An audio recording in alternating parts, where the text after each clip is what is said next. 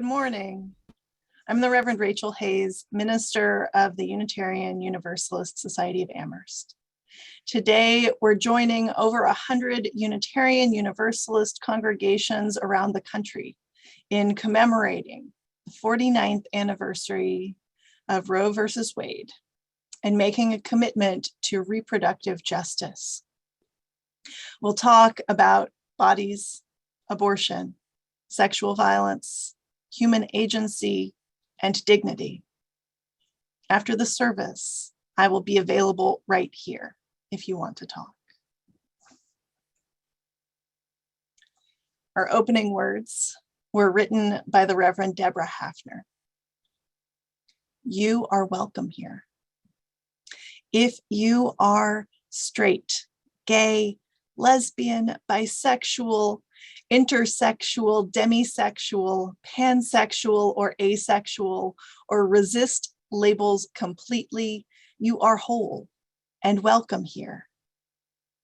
If you are transgender, non-binary, genderqueer, or cisgender, you are whole and welcome here. If you are confused about your sexuality, have questions, struggle in an intimate relationship, or struggle because you aren't in one, you are whole and welcome here. If you have had an abortion or an unintended pregnancy, given up a child, had a miscarriage, have AIDS or HIV, struggle with infertility or sexual dysfunction, you are whole and welcome here. If you have made sexual decisions or had behaviors that you regret, you are welcome here, and we will help you offer restorative justice and healing. Your sexuality is holy and sacred and an integral part of who you are. You are whole and welcome here. As Unitarian Universalists, we will side with you, love you, and fight for your rights.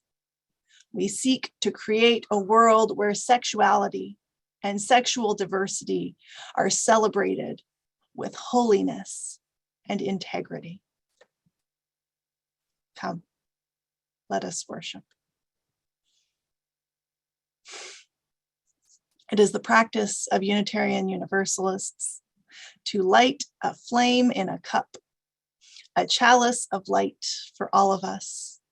I light the chalice here with me this morning, and I invite you to light a chalice, candle, or lamp where you are too.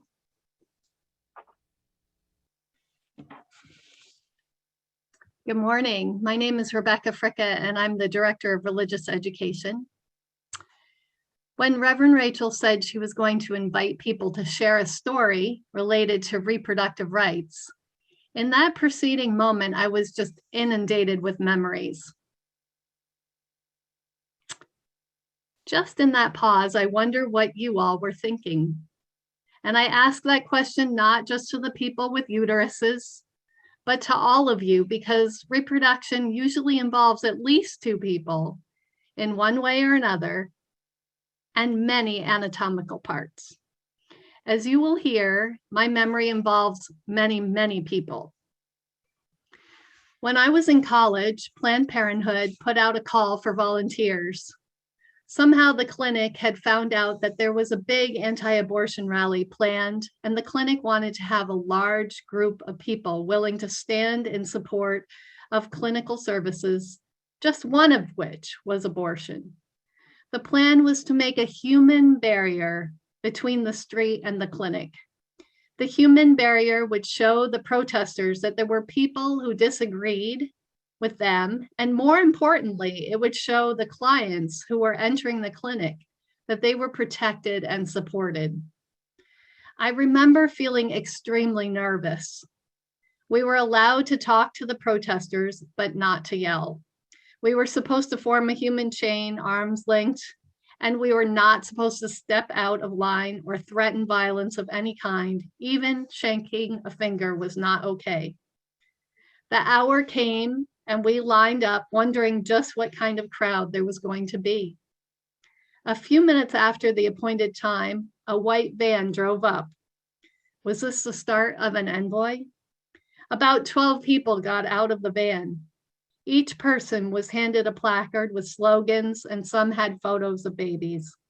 They began to march up and down the sidewalk in front of us. The single van load of people appeared to be the massive protest. We were so hyped up that at first we were let down. Then the 12 people began to chant. I don't remember what they shouted, but I remember thinking, how dare they tell me what I can do and not do with my body? Several members of the human chain began to talk back in quiet voices. Who are you to tell women what to do with their bodies? Go home to determine your own life. At some point, a client appeared from a nearby parking space. We could see she was very uncomfortable. Even just 12 people with signs were enough for her to question herself and whatever she was about to do in the clinic. It is at this point that the story becomes anticlimactic because my memory fails me. I suppose because I was not the woman trying to decide if I should go past the protesters and those supporters. Flash forward 20 years or so. I am the mother of 2 young women. My daughters both went through 3 UUL classes, which is Our Whole Lives, in kindergarten, around 5th grade, and high school. I have helped them to make decisions about how they are going to care for their bodies. Unfortunately, I've also had to discuss how their reproductive rights are under attack, how Roe v. Wade is not a permanent decision, how one man's power can help to determine how millions of people care for their bodies through Supreme Court appointments. The other day, Jimmy Kimmel Sidewalk video popped up on my feed. In the video, a show reporter was quizzing men on a sunny California sidewalk. The show reporter used a drawing that showed a uterus, fallopian tubes, basically all the parts that are below the belly button in a body with a uterus. Also included were photos of an IUD, a tool used during gynecology exams, and a few other questions. The answers were hilarious. How many ovaries does a body have? The men's answers ranged between one ovary and 6. It got worse from there in the video. As I said, the answers were funny until they were not, because at a certain point, it dawned on me that the majority of people making decisions about people's right to choose whether or not to get an abortion, whether or not health insurance should cover surgery for gender transition, what kind of birth control is allowed.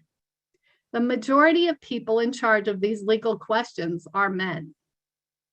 Whether or not the people in charge know more than the men featured on the Sidewalk film isn't really my point, but it is part of my point. We all should have the right to individually choose how to take care of our bodies, reproductive parts, because we know ourselves best. The sidewalk protest wasn't large or particularly loud. It was just 2 hours in my lifetime and in the lives of the anti-choicers. But what did that protest mean to that single client? I will never know. But I do know that the memory of standing in that human support chain has stuck with me for 30 years. I also know that 2 of the reasons I am a UU are principle 1, the inherent worth and dignity of every person, and principle 3, acceptance of one another. If you dive a little deeper, you will see that the UU faith accepts and promotes an individual's right to choose their gender identity and how they use their reproductive parts.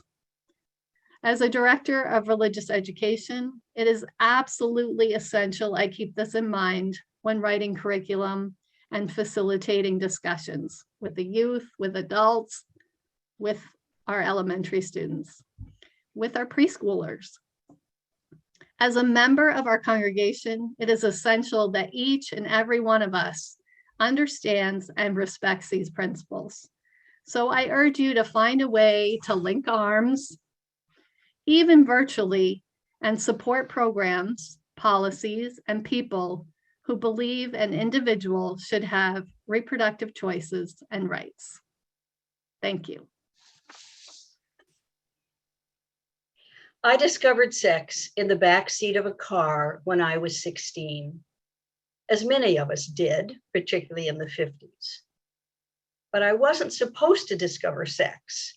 I was supposed to not get near it until I was safely married in some long distant future.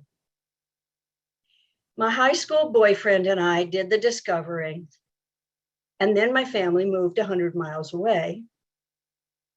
My boyfriend in the new town was the youth group leader at the Episcopal church that we attended. And when I admitted to him that I wasn't a virgin, he date raped me, although we did not have that term in the 50s. I felt just awful, and I got pregnant. I couldn't tell my mother. She had been so hurt by my father's death when I was 5 that she felt fragile to me. Little did I know how tough this woman was. I was about to learn. One of my favorite activities was church camp in Coeur d'Alene Lake in northern Idaho, where I got to know the Episcopal bishop. It was 1960, and I was just beginning my senior year in high school when I became pregnant. I didn't really like the local minister, so I called the bishop and asked if I could talk to him. I was a child. I drove across town to his house in Spokane, Washington, and told him I was pregnant. He said, "Are you sure?" And I said, "Well, I think so." He sent me home to wait and see. He chastised me a little, but gently. A few weeks later, my mother very quizzically said to me, "The bishop called you." So I went back to the bishop, and he said, "Are you pregnant?" And I said, "Yes." And he said, "You must not get an abortion. That would be a sin." And I said, "Of course I won't get an abortion." And he said, "You must tell your mother." So I drove home crying all the way across Spokane. And when I got home, I said to Mom, "We need to talk." We went in my bedroom because my little sister shouldn't hear. My older sisters were gone by then. We sat on the bed. I told my mother I was pregnant. She initially reeled back as if I had slapped her. And then she turned around and took me in her arms while I cried. And she said, "We will get you an abortion." That moment of mother love is burned into my brain. When I said, "The bishop says that's a sin," she said, "I'll deal with the bishop. You do not owe the world a baby." Mom's influence on me was much stronger than that of the bishop. She knew an old alcoholic doctor. I think she used to work for him as a secretary back in our hometown. And off we went. I remember she had to go to the bank and get a whopping $500 in cash. And she was very nervous that someone might ask her what it was for. She dropped me off and walked around town while I had the D&C abortion. When it hurt and I whimpered, the doctor said, "Well, you wouldn't be here if you hadn't done that thing." I shut up. It was many years before I told any other boyfriend that I was anything but a sweet little virgin. I had learned my lesson. It was even more years before I understood how misogynist the bishop had been in questioning my reality, and the doctor in making me feel guilty. I was a mother when the Supreme Court legalized abortion. I was stunned and my guilt exonerated. But most important, I was radicalized because I had learned that it was okay to break an unjust law and to have sex outside of marriage. But I don't wish that trauma on any other woman. We need to keep abortion safe and legal.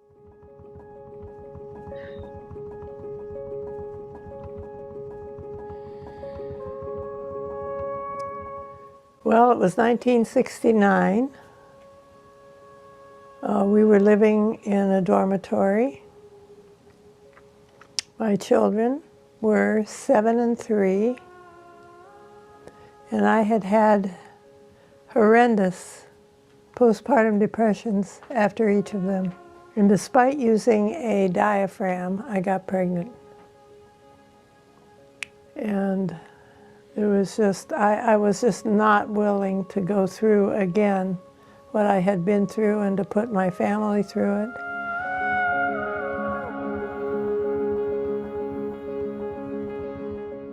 When I told him I just could not continue the pregnancy, he said, well, you could go to Planned Parenthood. But he said that with his back turned to me. And turns out it was not a clinic at all. It was only an educational facility. They asked me all the same questions about why I wanted an abortion and all kinds of intrusive questions. And they finally decided that they could and would refer me to the Clergy Consultation Service on Abortion, which I'd never heard of. So I went to see a minister at the Old South Church. I don't know what denomination it was. And he referred me eventually to a doctor in Montreal.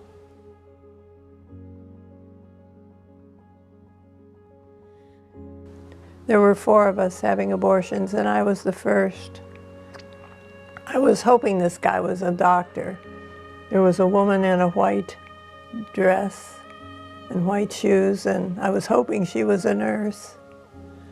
There was no anesthesia. My pregnancy was very early, which meant that it was more painful than it would have been a couple of weeks later.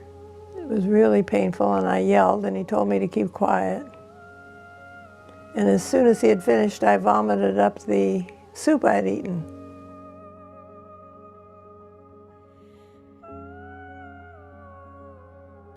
I did hear one of the women talk about having had an abortion before, and the doctor she named was my doctor who had delivered both my children.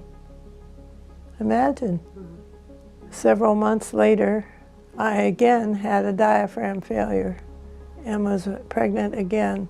But this time I thought, let's go the legal route. After all, I'm a school teacher. I'm a law-abiding citizen. So I called Dr. Sewell. He was agreeable, but the routine in Massachusetts at that time was you had to have a psychiatrist's approval that you would take your life if you continued your pregnancy.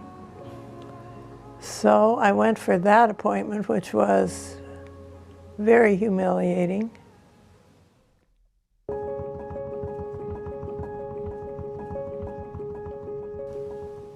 I was energized. I was pretty furious about my experience. And I sought out a doctor at the Boston Lying In Hospital who was, I think, head of OBGYN. From somewhere I had the information that he was involved with a group of professional people who were planning in Massachusetts to have a counseling service to refer women to New York City once abortion became legal there in July of 1970. At the same time the New York law became legal, was implemented, we moved to Ohio. And there I very quickly got involved in an abortion rights legalization group. There were 4 organizational members of this coalition. Planned Parenthood, of course, where we met, and that was the entity that had secured the funding. The free clinic, the Cleveland Women's Counseling, and the Clergy Consultation Service on Abortion, who was represented by an African-American Episcopal priest. So we talked to women who were desperate to have an abortion and referred them either to New York, if they could afford to go, or through this routine in Ohio. In New York, there were two very big clinics. I mean, they were seeing women from all over the country. And the one that we referred to was called Women's Services. It was started by the Clergy Consultation Service on Abortion, which was a national, really kind of an undercover ecumenical group.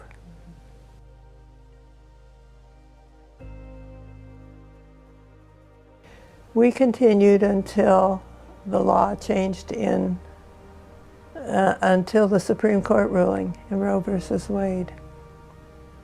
There was a heck of a party that night at our house. I remember it. You were scared because it was a packed house. Everybody just came. It was packed and you couldn't find your mommy. We were just in disbelief. We could not believe that abortion had just become legal. Like tomorrow it's going to be legal. And it was true that very quickly abortion clinics did spring up, and very quickly we discovered that they were not offering private counseling to every patient, which we thought was very important.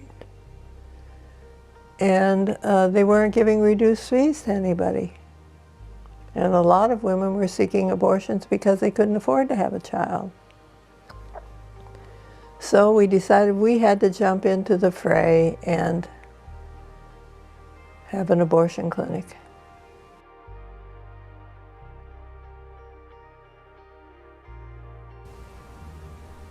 How is that for you now, sitting where we are in this moment in history?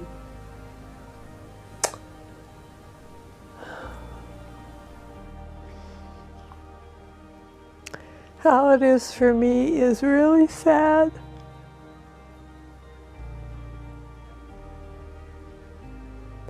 I was so determined that my daughter should never have to go through anything like I went through. And to think that we are on the cusp of being exactly there once again is just horrifying.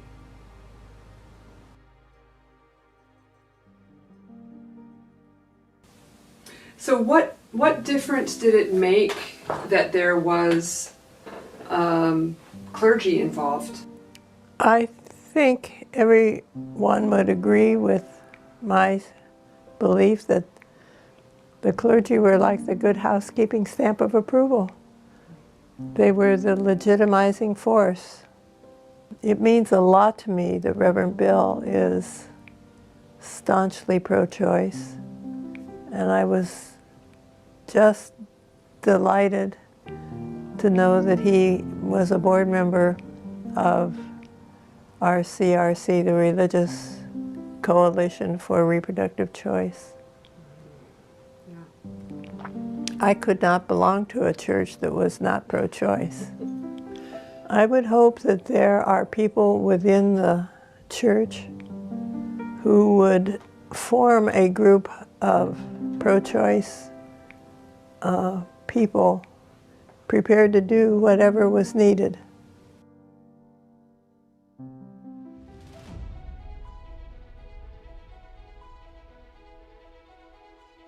I was just listening to a podcast, and John Lewis was talking about the struggle for voting rights. And I thought how how important what he said is for reproductive rights now. That the only thing that ever did work was organizing and staying organized and being unwilling to be defeated. Do not give up. You just can't. Because the pendulum will come around again. It's bound to. Because it's right.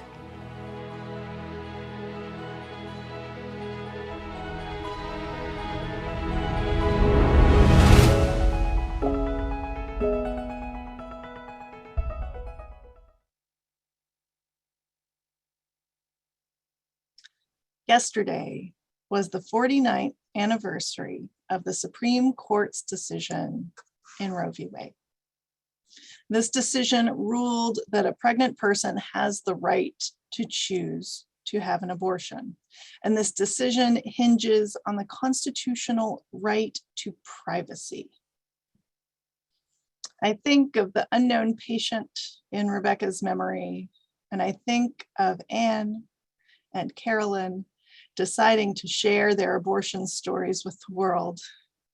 This right to privacy says that no one is entitled to know what a person chooses to do with their pregnancy. And it says that forcing a person to carry a pregnancy to term or become a parent against their will does violate the right to privacy.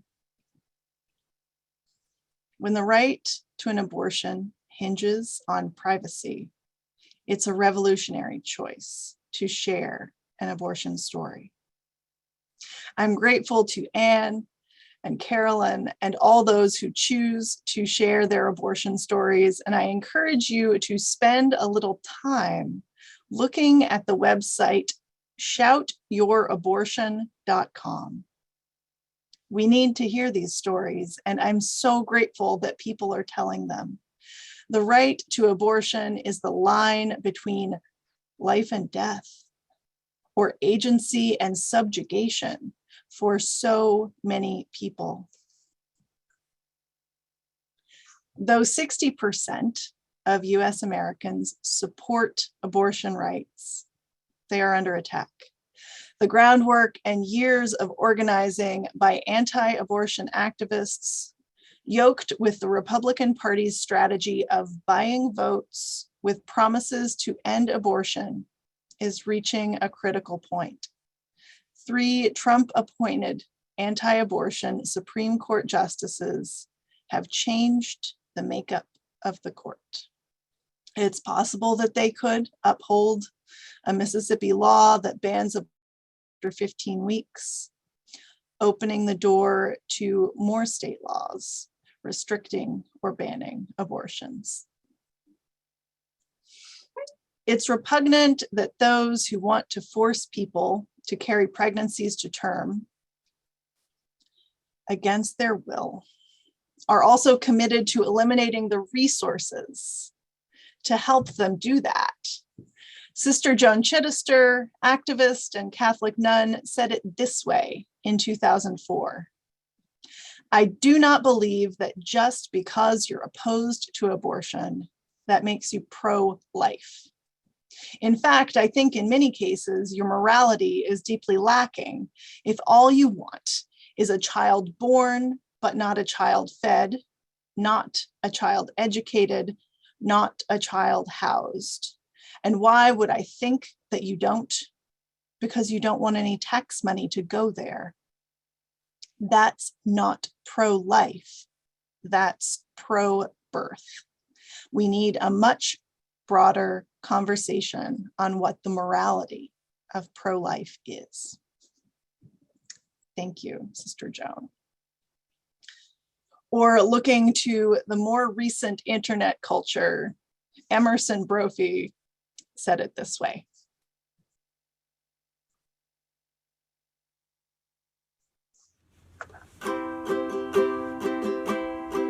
Some folks believe a life begins when egg meets sperm and want to force all pregnant women to carry to term, but their actions point to something that you wouldn't expect, that they think kids only matter when they're not born yet.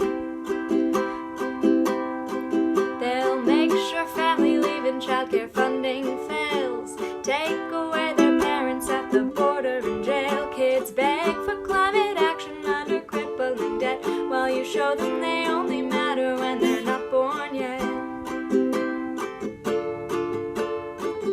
If abortion was the issue, contraception would reduce it. Whoa, but wouldn't you know certain people made it difficult for everyone to use it? Whoa, publicly shame them if they can't afford lunch. Refuse to keep schools safe from COVID or guns. For once, I wish their actions would disprove what I've said, that they think kids only matter when they're not born yet.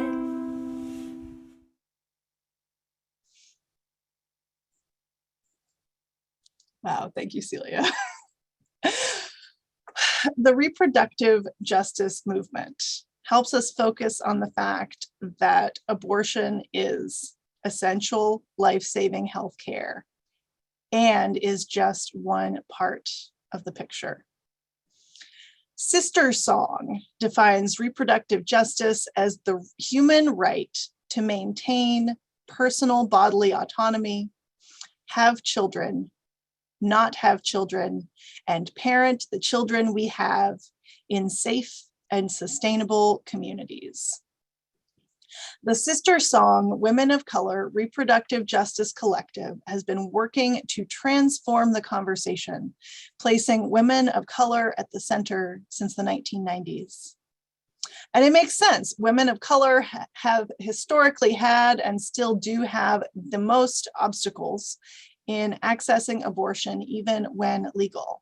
They are more likely to be poor, to work jobs that make it harder to take time off, to have transportation obstacles. In a reproductive justice framework, people need abortion access, not just abortion rights. It's not just abortion access, though. It's access to contraception and comprehensive sex ed, and prevention and treatment of sexually transmitted infections in communities that don't always talk about sex. It's good prenatal care, since the Black maternal mortality rate is 3 times higher than the average US maternal mortality rate. It's protection from sexual violence and domestic partner violence, since forced pregnancy is a classic tactic to keep someone in an abusive relationship. It's economic justice, enough money for a family to live and thrive. It's safe housing and safe communities. It's Black Lives Matter, all Black lives. Reproductive justice means that reproductive rights are human rights. LGBTQ families also need reproductive justice. When the white-centered women's pro-choice movement bases messaging on genitalia and other organs, anybody else remember the well-meant pussy hats from 5 years ago? Transgender men are fighting for access to abortion and prenatal care. Transgender women are rejecting the idea that woman equals uterus. Non-binary people are reminding us that they need care that honors their bodies and their gender. Queer parents-to-be encounter obstacles to adoption and conception and recognition of parental status. It's the right to have a family and have your whole body and identity respected. While so-called trans exclusionary feminists, who are not feminists at all, considering how they perpetuate gender oppression, make a show of taunting and denying trans people, those who seek to divide us win. Whenever we fight between justice movements, we're too busy to fight the system that separates people from human rights and human dignity. This is why we need reproductive justice. Comprehensive relational coalition work is the antidote to one single right being the line between life and death, for so many people. We need holistic justice movements that honor our full humanity, not grant rights piecemeal. And we can work to make sure everyone has access to abortion, whether it's legal or not. These networks are not so far in the past and are still in place in some places. But we can also work to build communities free from violence and pollution and racism. The movement is there. It's been led by women of color for the last 30 years.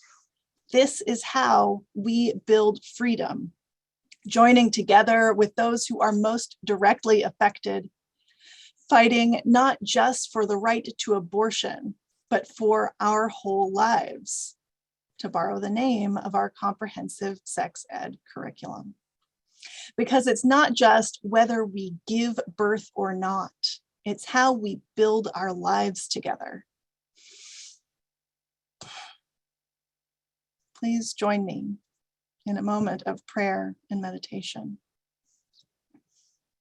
Spirit of love and justice, we show up to this moment, broken and always whole, tried and fried and despairing and hopeful. Help us to build connections that last. Inspire us, keep joy alive in us. May we always share this light we keep. Amen. Blessed be. Our meditation this morning comes from the Reverend Lisa Bovey-Kemper.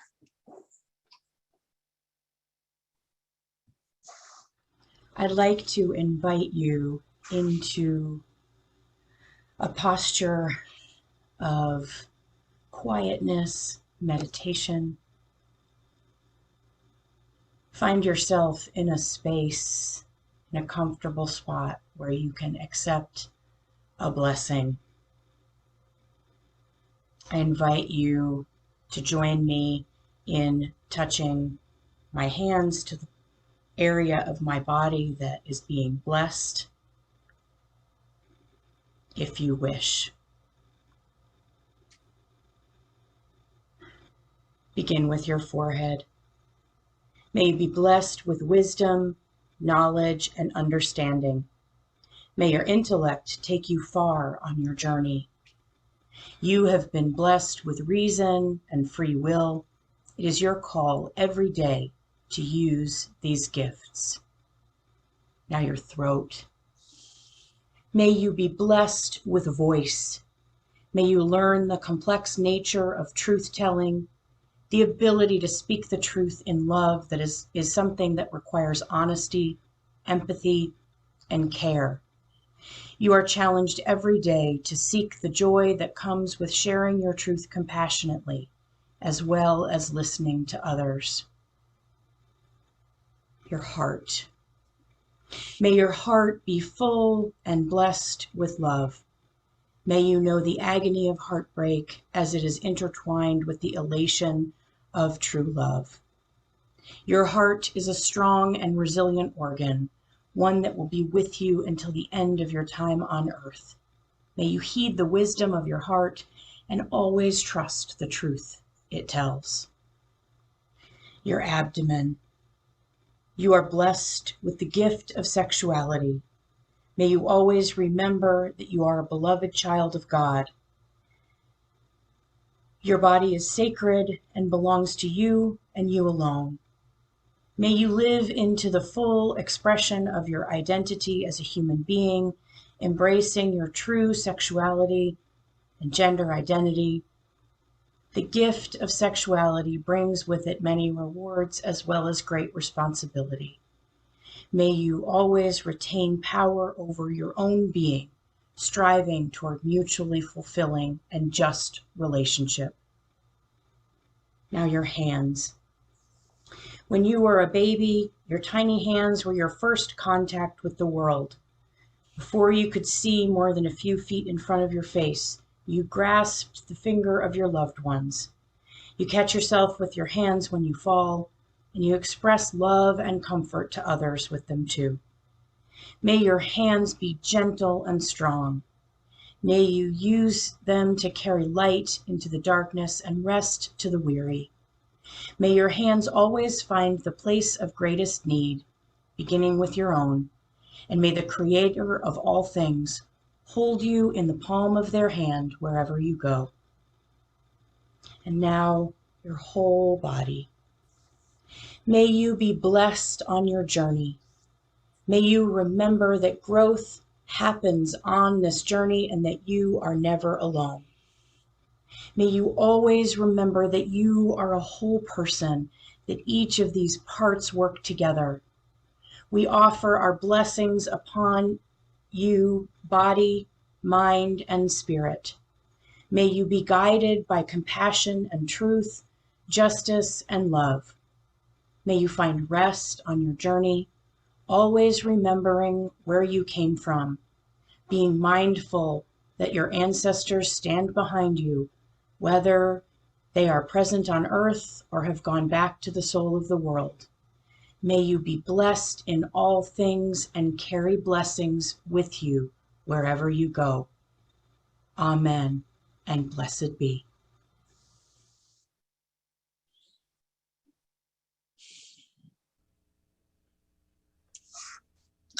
I invite you to join me in extinguishing our chalice.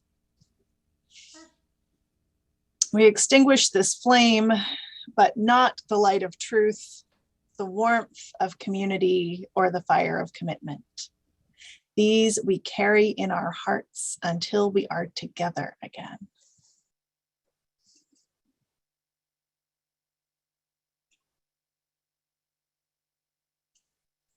As we get ready to end our time together, I invite you to rise in spirit for this closing blessing. We send our love to those gathered in our circle today, to the larger circle of all beings, to the ancestors who made this day possible, to the generations who will come, and to the earth who nurtures us all. We give thanks. Send you forth with these words from the Reverend Karen G. Johnston. We Unitarian Universalists, who have long been known to be a bit too much in our heads, have been moving towards a more authentic recognition of our bodies, a more genuine relationship with our bodies and in our bodies. Hallelujah and blessed be. These bodies, our homes, these bodies, our being. These bodies, without which we can neither have inherent worth nor recognize it in others. These bodies without which we cannot experience the interdependent web of all existence, for it is through our bodies that we are part of the self-same web. Let us pledge ourselves, the whole of ourselves, to the great collective liberation of all bodies. Let us pledge ourselves, the whole of ourselves, to do all that we can to protect against gendered violence, against all bodies, known and unknown, near and far, stranger or friend. Let us pledge ourselves, the whole of ourselves, to inhabit these bodies, to honor these bodies, to celebrate these bodies, to defend these bodies. So be it, see to it. Amen. Go in peace.